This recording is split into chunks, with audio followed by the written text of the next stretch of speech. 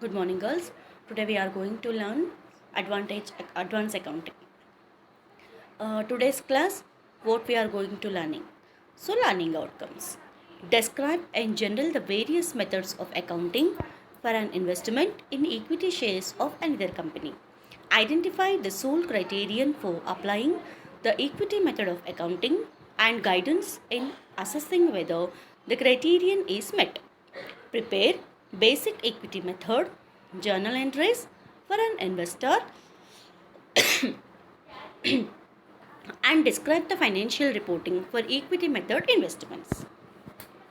Allocate the cost of an equity method investment and compute amortization expense to match revenues recognized from the investment to the excess of investor cost over investee book value. Record the sale of an equity investment and identify the accounting method to be applied to any remaining shares that are subsequently held. Describe the rationale and computations to defer unrealized gross profits and intra-entity transfer until the goods are either consumed or sold to outside parties. Describe the rationale and computations to defer unrealized gross profits or intra-entity transfers until the goods are either consumed or sold to outside parties. Explain the rationale and reporting implications of the fair value option for investments otherwise accounted for by the equity method. The reporting of investments in corporate equity securities. At present, generally accepted accounting principles recognize three different approaches to the financial reporting of investments in corporate equity securities: the fair value method, the consolidation of financial statements, the equity method. The methods are the fair value method, the consolidation of financial statements, the equity method. Now, fair value method. What is fair value method? In many instances, an investor possesses only a small percentage of an investee company's outstanding stock, perhaps only a few shares. Because of the limited level of ownership, the investor cannot expect to significantly affect the investee's operations or decision making. These shares are bought into the anticipation of cash, dividends, or in appreciation of stock market values. Such investments are recorded at cost and periodically adjusted to fair value according to the Financial Accounting Standards Board Accounting Standards Codification Topic 320 Investments Debit and Equity Securities. Fair value method. In many instances, an investor possesses only a small percentages of an investee company's outstanding stock, perhaps only a few shares. Because of the limited level of ownership, the investor cannot expect to significantly affect the investee's operations or decision making. These shares are bought into anticipation of cash dividends or in appreciation of stock market values. Such investments are recorded at cost and periodically adjusted to the fair value according to the Financial Accounting Standards Board Accounting Standards Codification Topic 320 Investments Debit and Equity Shares.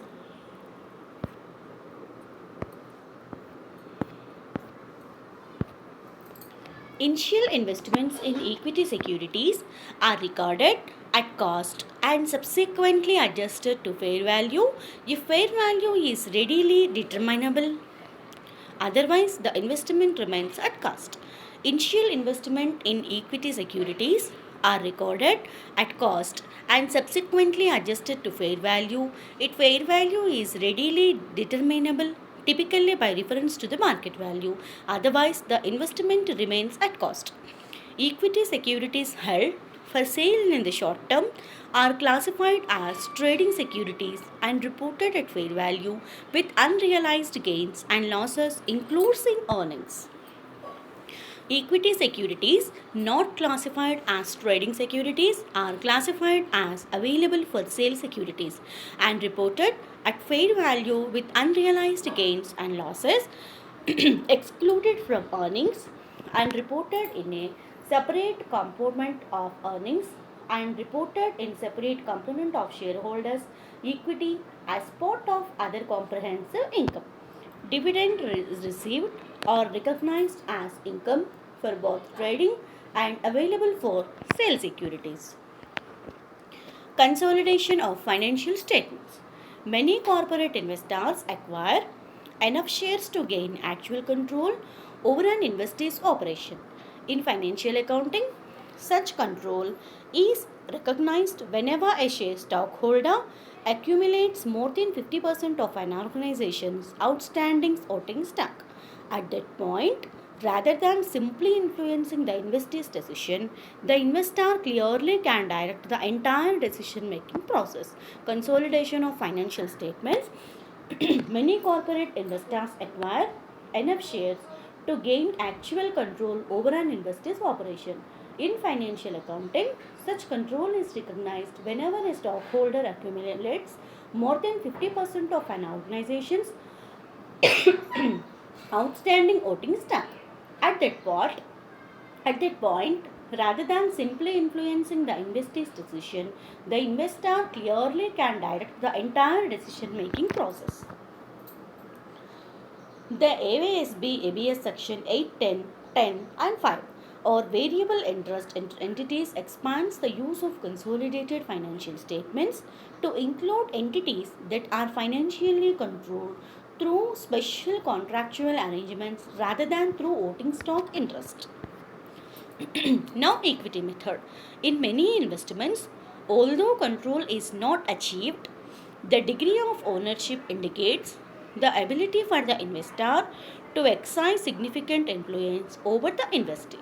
To provide objective reporting for investments with a significant influence, the AWSB Topic 323 Investments Equity Method and Joint Ventures describes the use of equity method. Equity method. In many investments, although control is not achieved, the degree of ownership indicates the ability for the investor to exercise significant influence over the investee. To provide objective reporting for investments with a significant influence, the AWSB investment equity method and joint ventures describes the use of the equity method. The equity method employs the accrual basis for recognizing the investor's share of investee income. Accordingly, the investor recognizes income as it is earned by the investee. As noted in AASB, because of its significant influence over the investee, the investor has a degree of responsibility for the return on its investment and it is inappropriate include in the result of operations of the investor its share of the earnings or losses of the investee. Now, International Accounting Standard 28 Investments is Associates. The International Accounting Standards Board, similar to the AWSB, recognizes the need to take into account the significant influence that can occur when one firm holds a certain amount of voting shares of another. The AASB defines significant influences as the power to participate in the financial and operating policy decision of the investee, but it is not control or joint control over those policies. The following describes the basis of the equity method in International Accounting Standard. If an investor holds directly or indirectly 20% or more of the voting power of the investee, it is presumed that the investor has significant influence unless it can be clearly demonstrated that this is not the case. Conversely, if the investor holds directly or indirectly less than 20% of the voting power of the investee, it is presumed that the investor does not have significant influence unless such influence can be clearly demonstrated. A substantial or majority ownership by another investor does not necessarily preclude an investor from having significant influence. Under the equity method, the investment in an associate is initially recognized at cost and the carrying amount is increased or decreased to recognize the investor's share of the profit or loss of the investee after the date of acquisition. The investor's share of the profit or loss of the investee is recognized in the investor's profit or loss. Distributions received from investee reduce the carrying amount of the investment. Under the equity method, the investment is an associated is initially recognized at cost and the carrying amount is increased or decreased to recognize the investor's share of the profit or loss of the investee after the date of acquisition. The investor's share of the profit or loss of the investee is recognized in the investor's profit or loss.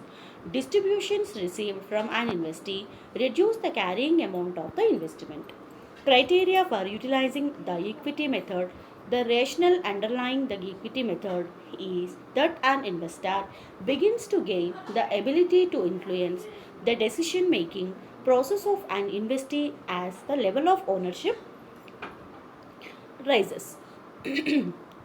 According to ASB, Topics 323 on equity method investment, achieving this ability to exercise significant influence over operating and financial policies of an investee, even though the investors hold 50% or less of the voting stock, is the sole criterion for requiring application of the equity method.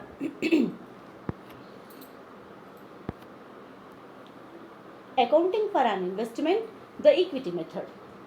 In applying the equity method, the accruing objective is report the investor's investment and investment income reflecting the close relationship between the companies.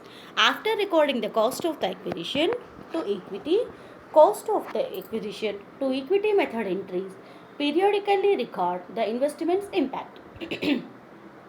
In applying the equity method, the accounting objectives is to report the investor's investment and investment income reflecting the close relationship between the companies. After recording the cost of the acquisition, two equity method entries periodically record the investment's impact. The investor's investment account increases as the investee earns and reports system. Also, the investor recognizes investment income using the accrual method, that is, in the same time period as the investee earns it. If an investee reports income as 1 lakh, a 30% owner should immediately increase its owner income by 30,000. This earning accrual reflects the essence of the equity method by emphasizing the connection between the two companies as the owner's equity of the investee increases through the earning process, the investment account also increases. Although the investor initially records the acquisition at cost, upward adjustment in the asset balance are recorded as soon as the investee makes a profit. A reduction is necessary if a loss is reported. Although the investor initially records the acquisition at cost, upward adjustments in the asset balance are recorded as soon as the investee makes a profit. A reduction is necessary if a loss is reported. The investor investments account is decreased whenever a dividend is collected because distribution of cash dividends reduces the carrying value of the investee company. The investor reflects this change by recording the receipts as a decrease in the carrying value of the investment rather than as revenue. Furthermore, because the investor immediately recognizes income which the investee earns it, double counting would occur if the investor also recorded subsequent dividend collections as revenue. Application of equity method. Here, investee event income is earned, dividends are distributed. Here, investor accounting, share of income recognized, investor share of investee dividends reduce the investment account. Equity method accounting procedures. Referring again, To the information presented to Exhibit 1.1, Little Company reported a net income 2 lakhs during 2012 and paid cash dividends 50,000. These figures indicate that Little's net asset have increased by 1,50,000 during the year. Therefore, in its financial records, Big Company records the following journal entries to apply the equity method. Investment in Life Little Company, equity in invest income 40,000. So, to accrue earnings of 20% owned investee 2 lakhs into 20%. Next, investment in Little Company to record receipt of cash dividend the Little Company 50,000 into 20%. Now, excess of investment cost over book value acquired. A number of possible reasons exist for a differences between the book value of a company and the price of its stock.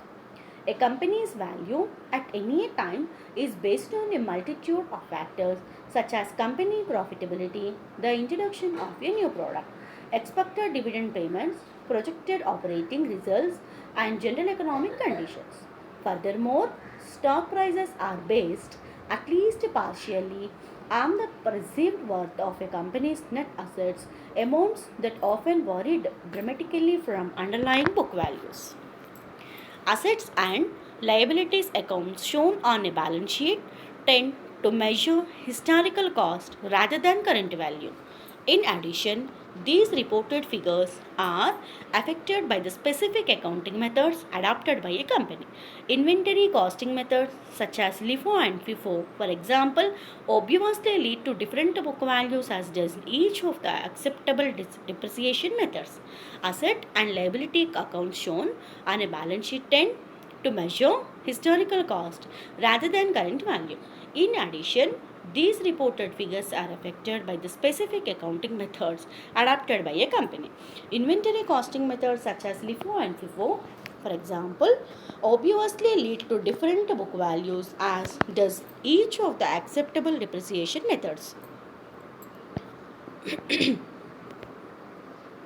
If an investment is acquired at a price in excess of book value, logical reason should explain the additional cost incurred by the investor. The source of the excess of the cost over book value is important. Income recognition requires matching the income generated from the investments with its cost. Excess cost allocated to fixed assets will likely be expensed over longer periods than cost allocated to inventory. In applying the equity method, the cost of such an excess payment can be divided into three general categories. Specific investee assets and liabilities can have fair value that differ from these present book values. The excess payment can be identified directly with individual accounts such as inventory, equipment, franchise rights, and so on. The investor could be willing to pay an extra amount because future benefits are expected to accrue from the investment. Such benefits could be anticipated as the result of factors such as the estimated profitabilities of the investee or the relationship being established between the two companies.